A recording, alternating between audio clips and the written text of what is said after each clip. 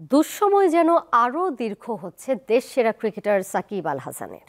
এবার গ্রেপ্তারি পরোয়ানার মতো পরিস্থিতিও দেখতে হলো তাকে। প্রায় 4,15,00,000 টাকার চেক প্রতারণার মামলায় সাকিব আল হাসানের বিরুদ্ধে গ্রেপ্তারি পরোয়ানা জারি করেছে ঢাকার একটি আদালত।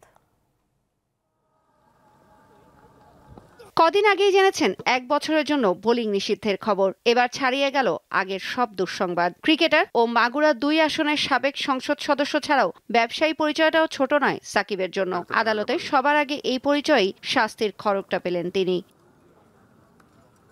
ঢাকার অতিরিক্ত চিফ মেট্রোপলিটন ম্যাজিস্ট্রেট আদালত রোববার গ্রেপ্তারি পরোয়ানা জারি করে সাকিব ও তার এগ্রো ফার্মের এমডি গাজী শাহগীর হোসেনের বিরুদ্ধে। গত 15 ডিসেম্বর আইএফআইসি ব্যাংকের পক্ষে শাহিবুর রহমান বাদী হয়ে সাকিব সহ 4 জনকে আসামি করে আদালতে মামলাটি করেন। ওই দিন আদালত বাদীর জবানবন্দি রেকর্ড করে আসামিদের আদালতে হাজির হতে সমন জারি করে। মামলার আসামিরা হলেন সাকিব আল হাসান নিজে, সাকিব আল হাসান এগ্রো ফার্ম লিমিটেডের এমডি গাজী শাহগীর হোসেন, প্রতিষ্ঠানটির পরিচালক ইমদাদুল হক ও মালাইকা বেগম। তবে আসামি ইমদাদুল হক জামিন পান রোববার। এছাড়া মালাইকা বেগম মারা যাওয়ায় মৃত্যু প্রতিবেদন চাওয়া হয়।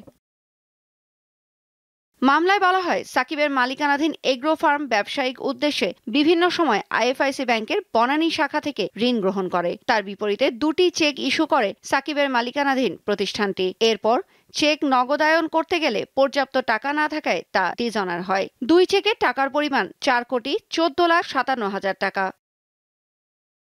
তৌসিয়া ইসলাম, দীপ্ত স্পোর্টস।